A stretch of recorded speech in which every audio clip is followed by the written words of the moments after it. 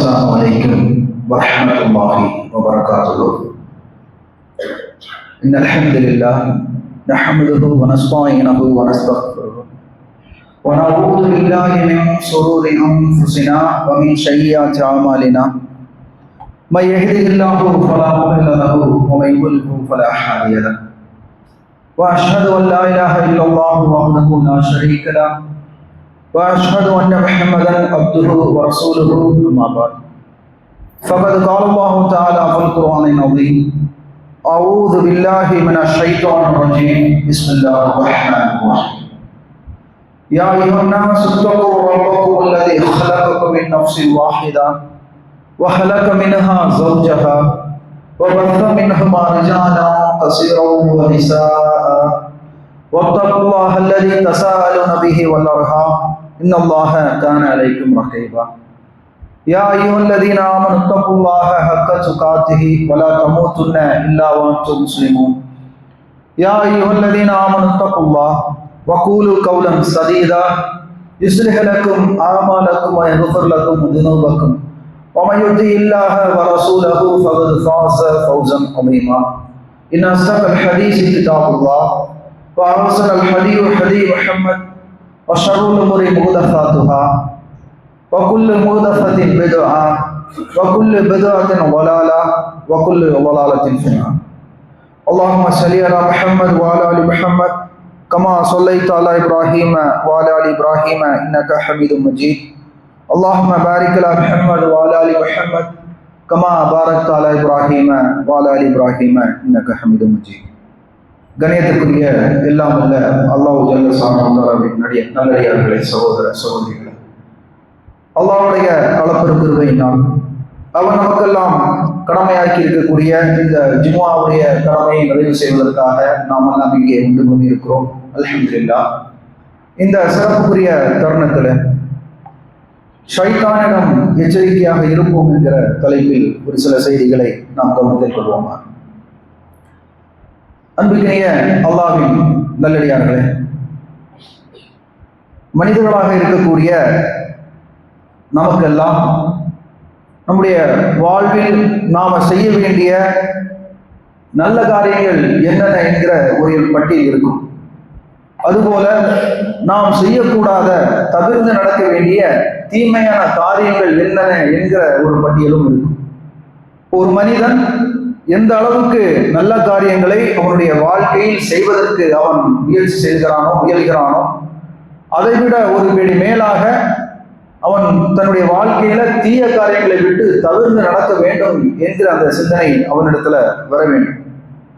ஏனென்று சொன்னால் சில நேரத்துல நாம் செய்ய தவறிய அந்த காரியத்தால் ஏற்படக்கூடிய அந்த விளைவுகளை விட, அந்த பாதிப்புகளை விட, நம்ம செய்யக்கூடாத தவிர்த்து நடக்க வேண்டிய அந்த தீமையான காரியங்கள் இல்லையா, அந்த காரியங்களை நாம் செய்யும் பொழுது அதனால் ஏற்படக்கூடிய பாதிப்பாக இருந்தாலும் பின்விளைவாக இருந்தாலும் அது மிக பெரியதாக இருக்கும், கடுமையாக இருக்கும். நம்முடைய வாழ்க்கையில எல்லா சூழ்நிலைக்கும் நான் சொன்ன இந்த தத்துவம் பொருத்தமாக இருக்கும். உங்களுக்கு புரியாத மாதிரி சொல்றதாக இருந்தா, நாம உண்ணக்கூடிய அந்த உணவை எடுத்துக்கணும். உண்ணக்கூடிய அந்த உணவை நாம உண்ணாமல் தவிர்ப்பதனால் ஏற்படக்கூடிய அந்த பாதிப்பை விட உண்ணக்கூடாத அந்த நச்சான அந்த விஷமான அந்த உணவை நாம் அருந்தும் பொழுது அதனால் அதை உண்ணும் பொழுது அதனால் ஏற்படக்கூடிய பாதிப்பு கடுமையாக இருக்குதா இல்லையா? சாப்பாடு நம்ம சாப்பிடாம விடுறோம், நல்ல சாப்பாடை, அதனால என்ன மிஞ்சி மிஞ்சி போனால் சில சத்துக்கள் நம்ம உடம்புல சேராமல் இருக்குமே தவிர பெரிய அளவு நமக்கு பாதிப்பு வந்து விடாது. அதே நேரத்துல ஒரு கெட்டு போன ஒரு நச்சான ஒரு உணவை நாம் உண்ணும் பொழுது அதனால் ஏற்படக்கூடிய பாதிப்பு எப்படி இருக்கும்? அந்த உணவை நாம உண்ணாமல் தவிர்ப்பதை விட உண்ணுவதனால் கடுமையான பாதிப்பு ஏற்படும். இப்படித்தான் நாம் ஏற்றிருக்கக்கூடிய இஸ்லாமிய மார்க்கத்திலும் நன்மையான காரியங்களையும் தீமையான காரியங்களையும் அல்லாஹ் வச்சிருக்கிறான். நம்ம வாழ்க்கையில நாம செய்ய வேண்டிய நன்மையான காரியங்களை எப்படி அல்லாஹ் தஆலா தன்னுடைய திருமுறையின் மூலமாக நமக்கு வலியுறுத்தி சொல்லுகிறானோ அதே போன்று நாம் செய்யக்கூடாத, நாம் தவிர்த்து நடக்க வேண்டிய, மிக மிக எச்சரிக்கையோடு நடந்து கொள்ள வேண்டிய தீமையான காரியங்களையும் அல்லாஹ் தன்னுடைய திருமுறை மூலமாக பல்வேறு இடங்கள்ல நமக்கு எச்சரிக்கை செய்திருக்கிறான். அப்படி அல்லாஹ் நமக்கு எச்சரிக்கை செய்த ஒரு மிக முக்கியமான எச்சரிக்கை தான் ஷைத்தானை பற்றிய அந்த எச்சரிக்கை. ஷைத்தானை நாம பின்பற்றி விடக்கூடாது, யாரும் அவனுடைய அடிச்சுவத்தை பின்பற்றி சென்று விடக்கூடாது. ஷைத்தான் என்பவன் நம்முடைய பகிரங்க எதிரியாக இருக்கிறான், அவன் நம்மை வழிகெடுத்து விடுவான் என்கிற எச்சரிக்கையை அல்லாஹ் தன்னுடைய திருமறையில பல்வேறு இடங்கள்ல, கிட்டத்தட்ட சொல்லதா 70க்கும் மேற்பட்ட இடங்கள்ல அல்லாஹ் சைத்தானை பற்றிய எச்சரிக்கையை நமக்கு சொல்லித் தருகிறான்.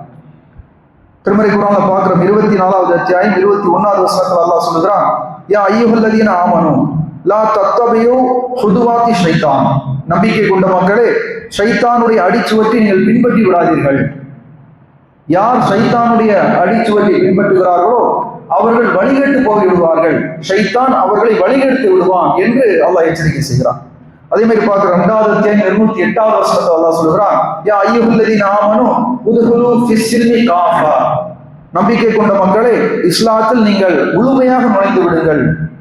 வலா தத்தபியூ ஹுதுவாத்தி ஷைத்தான் இன்னஹு லக்கும் அதுவும் முபீன். ஷைத்தானுடைய அடிச்சுவடுகளை நீங்கள் பின்பற்றி விடாதீர்கள், அவன் நமக்கு பகிரங்க எதிரியாக இருக்கிறான், தெளிவான ஒரு விரோதியாக ஷைத்தான் இருக்கிறான் என்று அல்லாஹ் இந்த வசனத்துல நமக்கு எச்சரிக்கை செய்கிறான். இதற்கு ஒரு படி மேல போய் அல்லாஹ் சூரத்துல் யாசீன்ல நமக்கு சொல்லி தருகிறான். 36வது அத்தியாயம் 60-61வது வசனத்துல அல்லாஹ் சொல்லுகிறான், ஆதமுடைய மகனே அல்லாஹ் தஅபுது ஷைத்தான். ஆதமுடைய மகனே, நீ ஷைத்தானை வணங்கி விடாதே. அந்த ஷைத்தான் என்பவன் யாரு? இன்னஹும் லக்கும் அதுவும் முபீன், அவன் பகிரங்க எதிரியாக இருக்கிறான். என்னையே வணங்குங்கள், அதுவே நேரானது என்று நான் உங்களுக்கு உறுதிமொழி எடுக்கவில்லையா என்று அல்லாஹ் நம்மை பார்த்து சொல்லுகிறான். இப்படி ஏராளமான வசனங்கள்ல அல்லாஹ் நமக்கு சொல்லி தரக்கூடிய எச்சரிக்கை என்ன?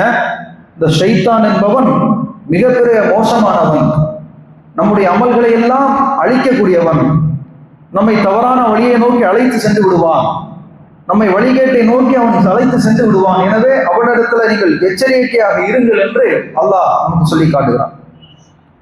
பொதுவாகவே அல்லாஹ்வை பொறுத்த வரைக்கும் அவன் அளவற்ற அருளால் ஒன்றை பற்றி எச்சரிக்கை செய்கிறான் என்றால் அதை பற்றி கூடுதலாக நமக்கு சொல்லிவிட்டு தான் அல்லாஹ் நமக்கு எச்சரிக்கை செய்திருப்பான்.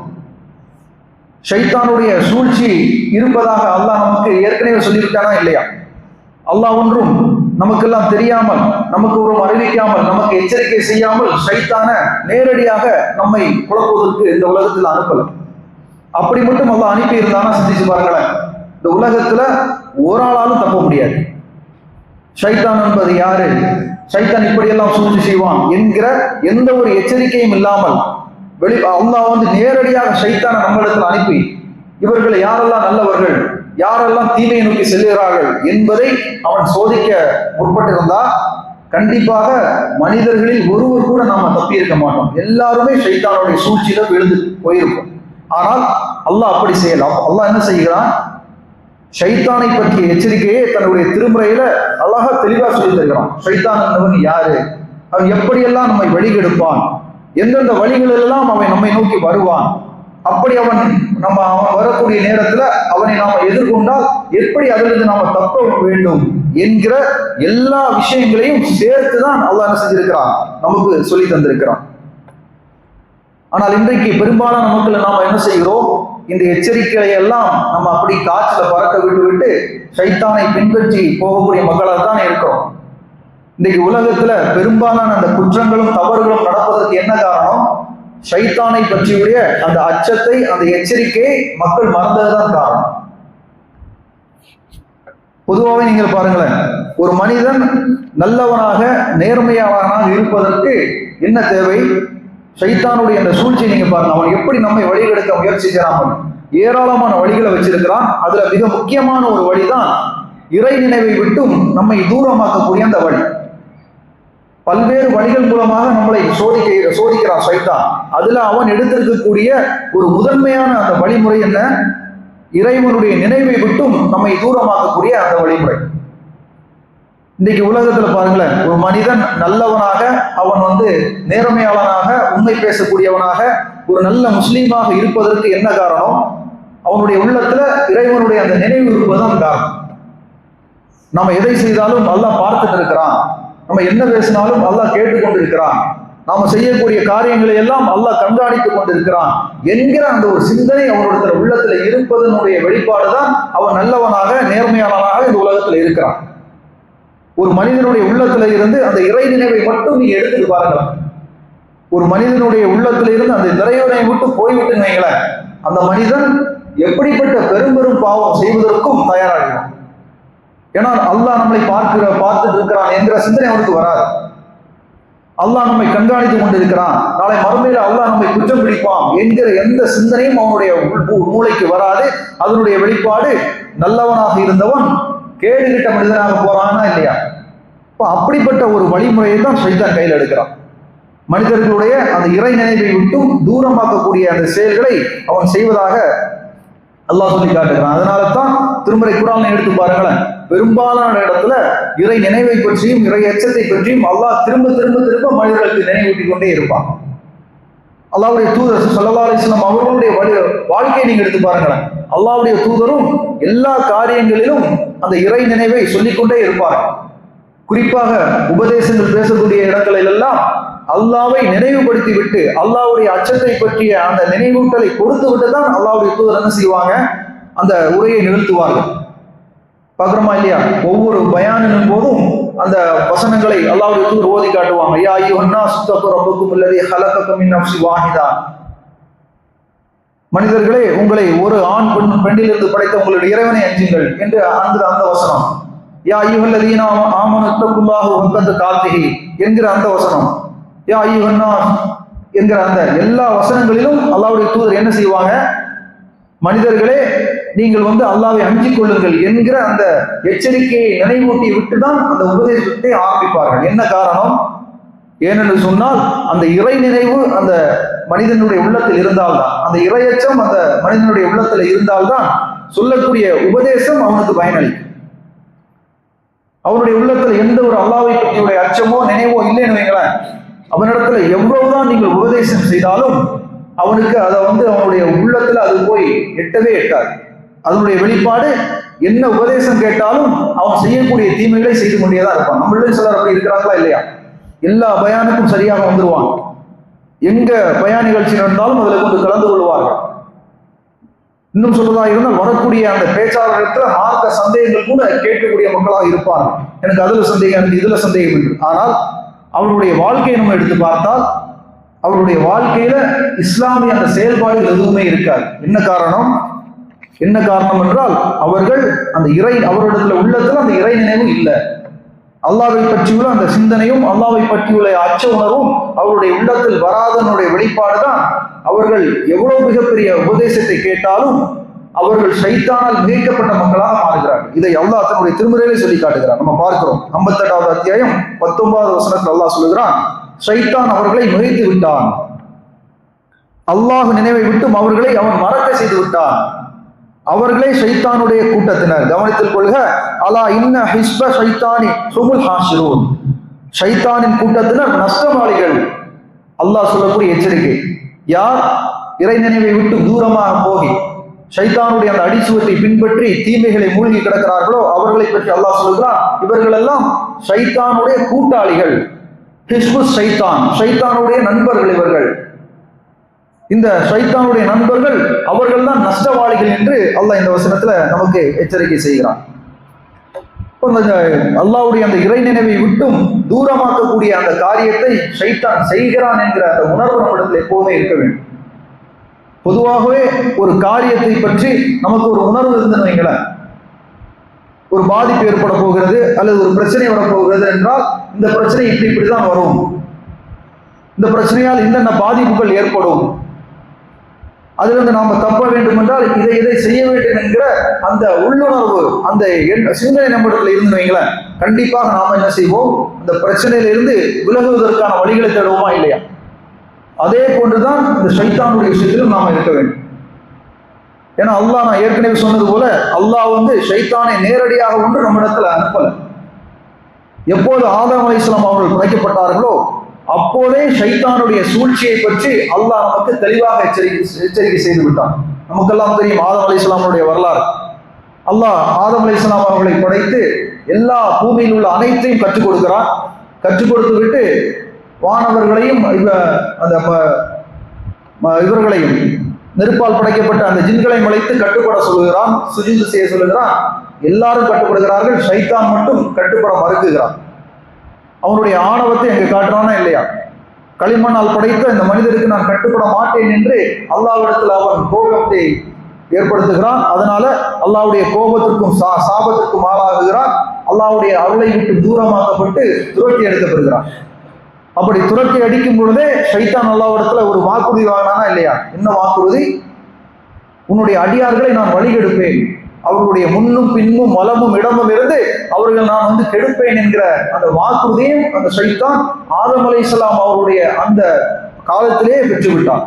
இப்போ அப்பலிருந்தே அல்லாஹ் நமக்கு சொல்லி தந்து விட்டான், ஷைத்தான் ரெடியாக இருக்கிறான், எப்படியெல்லாம் உங்களை தீமையை நோக்கி அழைத்து செல்லலாம் என்பதற்காக அவன் காத்து கொண்டிருக்கிறான். அதில் நீங்கள் எச்சரிக்கையா இருந்து கொள்ளுங்கள். அதனால தான் அல்லாஹ் என்ன செய்கிறான், ஷைத்தான் இடத்துல சொல்லும் போதே சொல்லுவானா இல்லையா, உன்னால எல்லாரையும் ஒன்றும் மொழிகெடுக்க முடியாது, உன்னை பற்றி எச்சரிக்கையை நான் என்னுடைய மனிதர்களுக்கு நான் சொல்லி இருக்கிறேன்.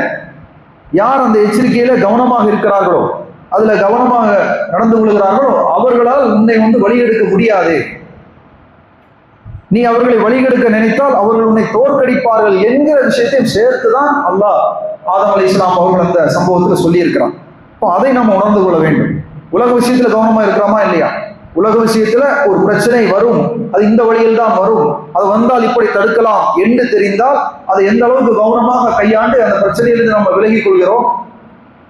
உதாரணத்துக்கு உங்களுக்கு புரியுற மாதிரி சொல்றதா இருந்தால், மழை வர இருக்கிறது, வானிலை அறிக்கை சொல்றாங்க மழை வர இருக்கிறது, இன்னும் 4 நாளுக்கு கன்னியாகுமரியில் மழை என்று சொன்னால் எவ்வளவு உஷாராக என்ன செய்கிறோம், எங்கே போனாலும் குடை எடுத்து கையில வைக்கிறோம், பைக்ல போகும்பொழுது கரெக்டா ரெயின் கோட் எடுத்து கையில வைக்கிறோம். என்ன காரணம்? நம்முடைய உள்ளத்துல அந்த சிந்தனை இருக்கிறது, வானிலை சரியாக இல்லை, எப்ப வேணாலும் மழை பெய்யலாம், மழையில மாட்டிக்கூடாது என்றால் கடை எப்பவுமே கையில இருக்கணும், ரெயின் கோட் எப்பவுமே வண்டியில இருக்கணும் என்கிற அந்த எச்சரிக்கை உணர்வோடு இருக்கிறோமா இல்லையா? இந்த உணர்வை ஷைத்தானுடைய விஷயத்துல நம்ம காட்டுனோம்னா நாமும் ஷைத்தானுடைய அந்த தீண்டுதலிருந்து தப்ப முடியும் என்பதை அல்லாஹ் நமக்கு சொல்லி காட்டுகிறான். எப்படியெல்லாம் அல்லாஹ் அந்த ஷைத்தான் வழி எடுக்கிறான்னு பாருங்க. ஷைத்தானை பொறுத்த வரைக்கும் அவன் நம்முடைய இறை நினைவை விட்டு தூரமாக்கக்கூடிய வழிகள்ல மிக முக்கியமாக கையில் எடுக்கக்கூடிய ஒரு வழி தொழுகையிலிருந்து நம்மளை திசை திருப்புவதுதான். ஏன்னு சொன்னால் தொழுகை தான் அல்லாஹ்வுடைய இறை நினைவை அந்த முதன்மையாக காட்டக்கூடிய ஒரு அம்சம். எல்லா நேரத்திலும் அல்லாஹ்வுடைய நினைவு நம்ம உள்ளத்துல இருந்தாலும் குறிப்பாக தொழுகை என்று வரும்பொழுது அந்த 5 நேர தொழுகையில போது நம்ம என்ன செய்வோம், நம்முடைய உலக வாழ்க்கை நம்முடைய வியாபாரத்தை எல்லாம் விட்டு பள்ளி வாசலுக்கு வரும்பொழுது நம்மை அறியாமலேயே அல்லாஹ்வுடைய நினைவு நம்ம இடத்துல வந்துடும். இப்போ அப்படிப்பட்ட அந்த தொழுகையில தான் அல்லாஹ் ஷைத்தான் என்ன செய்கிறான், எப்படியாவது நம்மளை வழிகெடுக்க வேண்டும், அந்த நினைவை விட்டு தூரமாக்க வேண்டும் என்று அவன் திட்டமிடுகிறான். அதிலும் பாருங்களேன், 2 வகையான சூழ்ச்சிகளை தொழுகையில செய்வான் ஷைத்தான். ஒன்று என்ன, யார் தொழுகைக்கு உள்ளே இருக்கிறார்களோ, அதாவது தொழக்கூடியவர்களாக இருக்கிறார்களோ அவர்களுடைய தொழுகையிலிருந்து அவர்களுடைய கவனத்தை திசை திருப்ப வேண்டும் என்று அங்கு ஒரு சூழ்ச்சி செய்வான். இன்னொரு பக்கம் எப்படி சூழ்ச்சி செய்வான், தொழுகைக்கு நீ வந்தால் தானே இறை நினைவனுக்கு வரும், நீ தொழுகைக்கே வராமல் உன்னை ஆக்குவேன் என்று தொழுகைக்கு வராமல் ஆக்குவதற்கான வேலையும் செய்கிறான். இப்படி 2 வகையான வேலையும் ஷைத்தான் செய்கிறான், தன்னுடைய அந்த சூழ்ச்சியில செய்து கொண்டிருக்கிறான். இன்னைக்கு பார்க்குற மாதிரி எத்தனையோ மக்கள் என்ன செய்கிறார்கள், தொழுகையுடைய நேரத்தை மறந்து பாங்கை மறந்து வியாபாரம் உலக அந்த விளையாட்டு மோகத்துல மூழ்கி கிடக்கிறார்கள் என்றால் என்ன காரணம், ஷைத்தானுடைய சூழ்ச்சிக்கு அவங்க ஆட்கொண்டு விட்டார்கள். அல்லாஹ் சொன்னான் இல்லையா, ஷைத்தான் உங்களை மிகைத்து விடாமல் நீங்கள் பார்த்துக் கொள்ளுங்கள், அவன் அப்படி மிகைத்து விட்டான் என்றால் நீங்கள் அவனுடைய கூட்டாளிகளாக மாறிவிடுவீர்கள், அதனால் உங்களுக்கு நஷ்டம் என்று அல்லாஹ் சொன்னான் இல்லையா. அப்படிப்பட்ட அந்த சூழ்ச்சிக்கு ஆளான மக்களுடைய அந்த நிலைமைதான் தொழுகையிலிருந்து போவது பார்க்கிறோம். அல்லாஹ் தன்னுடைய திருமறையை சொல்லி காட்டுகிறான், அல்லாஹ்வின் நினைவை விட்டும் தொழுகையை விட்டும் தடுக்கவுமே ஷைத்தான் விரும்புகிறான். ஷைத்தானுடைய விருப்பமே அதுதான், நம்மை அல்லாஹ்வுடைய நினைவை விட்டும் தூரமாக்கணும், தொழுகையை விட்டு நம்மை விலகி கொண்டு போகணும், தொழாமல் ஆக்க வேண்டும் என்பதற்காக என்ன செய்கிறான், ஷைத்தான் பாடுபடுகிறான் என்று அல்லாஹ் இந்த வசனத்தை சொல்லுவான். 5வது அத்தியாயம் 91வது வசனம். எப்படியெல்லாம் செய்கிறானாம், வசனத்துடைய ஆரம்பத்தில் அல்லாஹ் சொல்லுகிறான், மது சூதாட்டம் மூலம் உங்களுக்கிடையே பகைமையையும் வெறுப்பையும் அவன் ஏற்படுத்துகிறான். எதற்காக? அதன் மூலமாக அல்லாஹ்வுடைய நினைவை விட்டு உங்களை வெளியேற்ற வேண்டும், தொழுகையை விட்டு உங்களை தூரமாக்க வேண்டும் என்று அவன் விரும்புகிறான். எனவே அவனிடத்துல நீங்கள் விலகிக் கொள்ளுங்கள், எச்சரிக்கையாக இருங்கள் என்று அல்லாஹ் இந்த வசனத்துல சொல்லி காட்டுகிறான். இந்த வசனங்களை எல்லாம் நம்ம மறந்துவிடக் கூடாது. சைத்தானை பற்றிய அந்த சிந்தனை, அந்த எச்சரிக்கை உணர்வு நம்முடைய உள்ளத்துல இருந்து கொண்டே இருக்க வேண்டும். அப்படி இருந்தால் கண்டிப்பாக நாம் என்ன செய்ய முடியும்? சைத்தானுடைய சூழ்ச்சியிலிருந்து நாம் தப்பிக்கொள்ள முடியும் என்பதை நாம மறந்துவிடக் கூடாது. அதே மாதிரி அல்லாஹ் நமக்கு சொல்லி தருகிறான். இந்த சைத்தான் தொழுகையில வரும் பொழுது சில நேரத்தில் என்ன செய்கிறான்? நம்மை தாக்கத்துக்கும் ஆளாக்கி விடுகிறான். சைத்தானுடைய தீண்டுதல்ல சில நேரத்துல நாமும் விழுந்து விடுகிறோம். முடிந்த அளவுக்கு நம்ம விழாமல் இருப்பதற்காக நம்ம முயற்சி செய்வோம். ஆனாலும் சில நேரத்துல சைத்தானுடைய அந்த தூண்டுதலுக்கு நம்ம ஆளாகி விடுவோம். அப்படிப்பட்ட நேரத்துல அவனை எப்படி எதிர்கொள்ள வேண்டும் என்பதற்கும் அல்லாஹ் நமக்கு வழி சொல்லி தந்திருக்கிறான். அப்படிப்பட்ட சூழ்நிலை வரும்பொழுது அல்லாஹ்விடத்தில் நம்ம பாதுகாப்பு தேடுவதன் மூலமாக சைத்தானிடத்தில் நாம விலகிக் கொள்ள முடியும். ஏன்னா அல்லாஹ் தன்னுடைய திருமுறையை சொல்லி காட்டுகிறார். அந்த இறையச்சவாதியுடைய பண்புகளை பற்றி சொல்லும் பொழுது, அந்த இறையச்சவாதிகள் எப்படிப்பட்டவர்கள் என்றால், ஷைத்தானுடைய தாக்கம் அவர்களுக்கு வரும் பொழுது அதிலே அவர்கள் சுதாகரித்துக் கொள்வார்கள். 7வது அத்தியாயத்தில் அல்லாஹ் பேசுகிறார், 101வது வசனம். இறையச்சவாதிகள் எப்படிப்பட்டவர்களா? அவர்கள் ஷைத்தானுடைய தாக்கத்திற்கு ஆளாக்கப்பட்டால் உடனே அதிலிருந்து சுதாகரித்துக் கொள்கிறார்கள், அதிலிருந்து விழித்துக் கொள்கிறார்கள் என்று அல்லாஹ் சொல்லுகிறான். அந்த ஒரு விஷயத்தை நம்ம நம்முடைய உள்ளத்துல நிறுத்தம். இந்த 2 உணர்வுகளும் நம்ம உள்ளத்துல வந்து நீங்கள் அந்த தொழுகை விஷயத்திலும் சரி, மற்ற எல்லா காரியங்களும் ஷைத்தான் தயாராக இருக்கிறான், எப்ப வேண்டுமானாலும் நம்மை வழிகெடுப்பான் என்கிற அந்த சிந்தனை நம்முடைய உள்ளத்தில் இருக்க இருக்க இருக்க கண்டிப்பாக ஷைத்தானுடைய சூழ்ச்சியிலிருந்தும் குழப்பத்திலிருந்தும் நம்ம தப்பிக்கொள்ள முடியும். உலகத்திலே பாருங்களேன், ஒரு விஷயத்தை நாம செய்ய வேண்டும் என்றால் அதை திருப்பி திருப்பி திருப்பி திருப்பி சொல்லிட்டே இருந்தோம்னா கண்டிப்பாக அந்த விஷயத்துல நமக்கு கவனம் வருதா இல்லையா? காலையில் 6 மணிக்கு கடையை திறக்கணும் என்கிற ஒரு முடிவெடுக்கக்கூடிய ஒரு மனுஷன் காலைல 6 மணிக்கு கடையை திறக்கணும் என்கிற அந்த விஷயத்தை திருப்பி திருப்பி திருப்பி அவன் நினைச்சிட்டே இருந்தாங்கல்ல, கண்டிப்பா காலைல 6 மணிக்கு போய் கடையை திறக்கணும் கடையை திறக்கணும் கடையை திறக்கணும் சொன்னான்னா கண்டிப்பாக சில நேரத்தில் அவன் உறங்கி விட்டால் கூட 6 மணிங்கிறது 6:15 முழிப்பு தட்டிடுவான். கடைக்கு 6 மணிக்கு போகணும் அடிச்சுன்னா 6:15 என்று எழுந்திடுவான். அவன் அறியாமலே அவனுடைய உள்ளுணர்வு அவனை எழுப்பி விட்டுரும். இப்போ இது போன்றுதான் இந்த சைத்தானுடைய விஷயத்திலும் நாம கவனமாக இருக்கணும். அதற்காகத்தான் அல்லாஹ் இப்படிப்பட்ட எச்சரிக்கைகளை செய்கிறான். இந்த எச்சரிக்கைகளை எல்லாம் நாம வந்து உதாசீனப்படுத்தி விடக்கூடாது. ஆனால் இன்றைக்கு நிலைமை என்ன? அல்லாஹ் வந்து சைத்தானை பற்றி இந்த அளவுக்கு எச்சரிக்கை செய்த பிறகும் நம்மள பெரும்பாலான மக்கள் எப்படி இருக்கிறோம்? சைத்தானுடைய சூழ்ச்சிகளுக்கும் அவனுடைய அந்த ஆசை வார்த்தைகள்லையும் விழுந்து கிடக்கிறோமா இல்லையா? அவன் ஏமாற்றுக்காரன் என்பதை தெரிந்தும் நம்ம என்ன செய்கிறோம்? அல்லாஹ் சைத்தான் அப்படித்தான குர்ஆனிலே நமக்கு அறிமுகப்படுத்துகிறான்.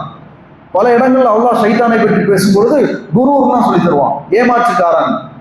இப்ப ஏமாற்றுக்காரன் என்றால் ஆசை வார்த்தைகளை சொல்லி நல்ல வார்த்தைகளை பேசுவது போல பேசி நம்ம என்ன செய்வான்? இது நல்லது தானே, இதை செய்தா என்ன தப்பு என்பது போன்ற சிந்தனைகளை ஏற்படுத்தி நம்மை தீமையின் பக்கம் அப்படியே கொண்டு போவான். தீமைகளை அழகாக காட்டுவான். அவனுடைய டெக்னிக்கே அதான். சைத்தானுடைய டெக்னிக்கே என்ன? தீமையை தீமை போல காட்ட மாட்டான். ஏன்னா அப்படி காட்டினால் நாம வந்து சுதாரித்துக் கொள்வோம். அல்லாஹ்விடத்துல அல்லாஹ்வுடைய அச்சமம் உள்ளத்துல இருக்கும் பட்சத்துல நாம அதுல இருந்து சுதாகரித்து தப்பிடுவோம். அதனால்தான் சைத்தான் எப்படிப்பட்ட ஆயுதத்தை கையில எடுக்கிறான்? சைத்தான் அழகான நல்ல அந்த கெட்ட விஷயங்களை, தீமையான காரியங்களை அழகானதாக அப்படியே நமக்கு காட்டுவான். இப்போ அதுல நம்ம என்ன செய்துவிடுவோம்? அவனுடைய அந்த ஆசைகளுக்கு நம்ம விழுந்து அதுல அப்படியே அவனை நோக்கி செல்லக்கூடிய மக்களாக நம்ம மாறிவிடுவோம். ஆனால் அப்படி போறதுனால இந்த உலகத்திலும் சரி நாளை மறுமையிலும் சரி நமக்கு எந்த ஒரு பிரயோஜனமும் இல்லை என்பதை நம்ம புரிந்து கொள்ள வேண்டும். என்ன சொன்னா, நாளைக்கு சைத்தான் மறுமையில பேசக்கூடிய அந்த வாக்குறுதியையும் அவன் அளிக்கக்கூடிய அந்த வாக்கு மூலத்தை அல்லாஹ் தன்னுடைய திருமறையிலே சொல்லி காட்டுகிறான். 14வது அத்தியாயம் 22வது வசனத்துல மறுமையில மனிதர்களுக்கு மத்தியில எல்லா கணக்குகளும் தீர்க்கப்பட்ட பிறகு அல்லாஹ் நம்மை விசாரித்து நமக்கு சொர்க்கமா நரகமா என்கிற அந்த முடிவை எடுத்த பிறகு, தீர்ப்பை எழுதிய பிறகு ஷைத்தான் பேசக்கூடிய அந்த விஷயத்தை அல்லாஹ் தன்னுடைய திருமறையை சொல்லி காட்டுகிறான். வகால ஷைத்தான் உலம்மா குலிய அம்ரு இன்னல்லாஹ வஹதுக்கும் வஹதல் ஹக். ஷைத்தான் சொல்லுவானா, அல்லாஹ் உங்களுக்கு ஒரு வாக்குறுதி அளித்தான், உண்மையான வாக்குறுதி தான் அல்லாஹ் அளித்தான். நானும் உங்களுக்கு ஒரு வாக்குறுதி அளித்தேன், ஆனால் நான் அதில் உங்களுக்கு வாக்கு மீறி விட்டேன். சைத்தான் சொல்லுவானா, அல்லாஹ் உங்களுக்கு ஒரு வாக்குறுதி அளிச்சான், தொழுங்க, தொழுதால் நன்மை என்று அல்லாஹ் சொன்னான். ஆனா நான் என்ன சொன்னேன்? தொழ வேண்டாம், தொழாமல் தூங்க சுகமா இருக்கும் என்று நான் சொன்னேன். பொருளாதாரத்தை ஏழைகளுக்கு வாரி வழங்குங்கள் என்று அல்லாஹ் சொன்னான், அதன் மூலமாக உங்களுடைய பொருளாதாரம் பெருகும் என்று அல்லாஹ் சொன்னான். ஆனால் நான் என்ன சொன்னேன்? அப்படி செஞ்சிடாத, வறுமை உனக்கு வந்துடும், பொருளாதாரத்தை கண்டமேனிக்கு யாருக்கும் எடுத்து கொடுத்துடாத, அதனால் நீ வறுமையில் போயிடுவா இந்த பொருளாதாரம் உனக்கு தேவை இருக்கிறது, உன்னுடைய குடும்பத்தாருக்கு வேணும், உன்னுடைய சந்ததிகளுடைய இந்த பிற்கால வாழ்வுக்கு வேணும் என்று நான் என்ன செய்தேன், அல்லாஹ்வுடைய வாக்குக்கு மாறாக நான் உனக்கு வாக்கு உழைத்தேன் என்று அவன் சொல்லுவான். சொல்லிவிட்டு சொல்லுகிறானா, அப்படி நான் உங்களை அழைச்சேன் தெரியுமா, அந்த அழைத்ததை தவிர உங்கள் மீது எனக்கு எந்த அதிகாரமும் கிடையாது. இந்த உலகத்துல உங்களை நான் அழைத்தேன், நல்ல வார்த்தைகளை சொல்லி, நல்ல ஆசை வார்த்தைகளை சொல்லி உங்களை ஏமாற்றி நான் அழைத்ததை தவிர நான் உங்கள் விஷயத்துல நான் எந்த அதிகாரமும் பெற்றவன் கிடையாது. நீங்கள் பழிப்பதாக இருந்தால் என்னை பழிக்காதீங்க, நீங்கள் திட்டுவதாக இருந்தால் உங்களையே நீங்கள் திட்டிக் கொள்ளுங்கள். என்னாலும் உங்களை காப்பாற்ற முடியாது, உங்களாலும் என்னையும் காப்பாற்ற முடியாது என்று ஷைத்தான் அங்கே போய் நம்மை கைவிடக்கூடிய அந்த வாக்குமூலத்தை அல்லாஹ் தன்னுடைய திருமறையில் சொல்லியிருக்கிறான். இப்போ இதை நம்ம உணர்ந்து கொள்ள வேண்டும். இந்த வாக்கு மூலம் தெரிந்த பிறகும் இன்றைக்கு பெரும்பாலான மக்கள் தீமையை நோக்கி செல்கிறார்கள் என்றால் அவர்கள் ஷைத்தானுடைய இந்த ஆசை வார்த்தைகளை விழுந்து விட்டாங்கன்னு அர்த்தம். அந்த இறை நினைவும் இறையச்சும் அவருடைய உள்ளத்துல இல்லாமல் போய்விட்டது தான் அர்த்தம். அப்படிப்பட்ட ஒரு நிலைமைக்கு மட்டும் நாம் போய்விடவே கூடாது. ஏன்னா ஷைத்தானை பொறுத்த வரைக்கும் எப்படி வேணாலும் வழிகெடுப்பான். அவன் தயாராக இருக்கிறான், வழிகெடுப்பதற்கு எப்படியெல்லாம் வாய்ப்பு கிடைக்குமா என்று அவன் காத்து கொண்டிருக்கிறான். அதனால தான் நம்ம பார்க்கிறோம், நன்மையான காரியங்களே நம்ம வழி கிடக்கிறானா இல்லையா. குர்ஆனை எடுத்து ஓதலாம் என்று நம்ம எடுத்து வச்சிருப்போம், அப்போதான் என்ன செய்வோம், 2 வசனம் ஓதின உடனே அப்படியே நமக்கு தூக்கத்தை ஏற்படுத்துவோம்.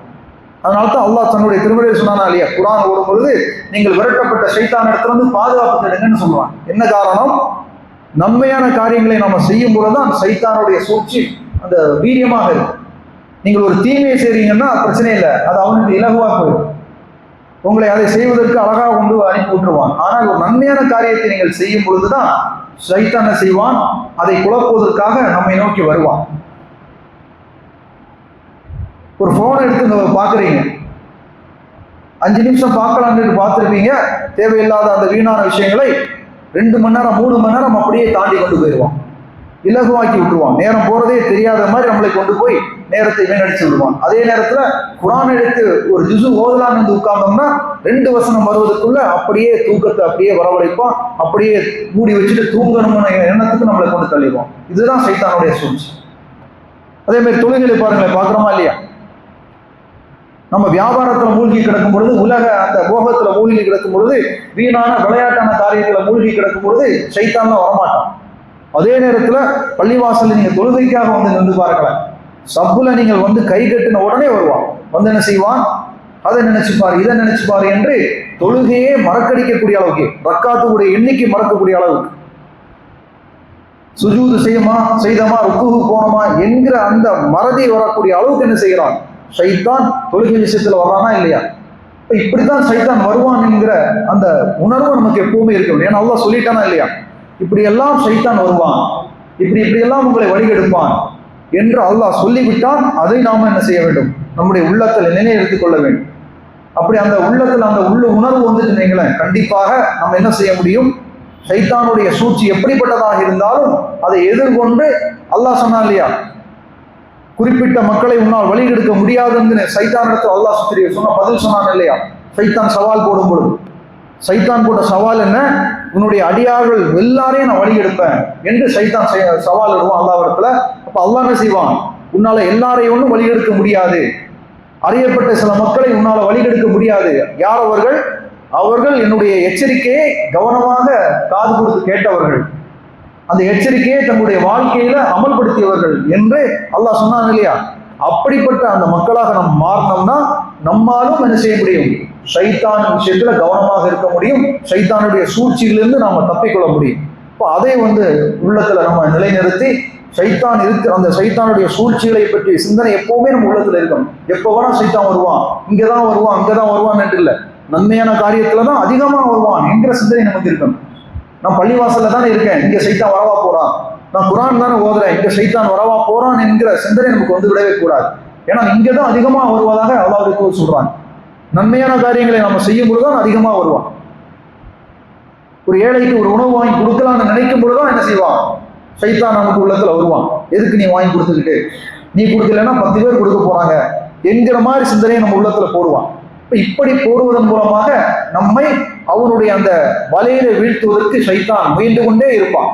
மறுமை வரைக்கும் இதுதான் நிலைமை என்பதை நம்ம நிலைநிறுத்தி, நம்ம உள்ளத்துல நிலைநிறுத்தி ஷைத்தானுடைய சூழ்ச்சிகளை எதிர்கொண்டு அல்லாஹ் சொன்ன அடிப்படையிலே நம்ம வெற்றி பெறக்கூடிய மக்களாக நம்ம மாற வேண்டும். அப்படிப்பட்ட நன்மக்களாக உங்களை மனையும் வல்லகமா நாக்கி அருள்வாண்டி கூறி என்னுடைய முதல் உரை நிறைவு செய்கிறேன். அஸ்ஸலாமு அலைக்கும்.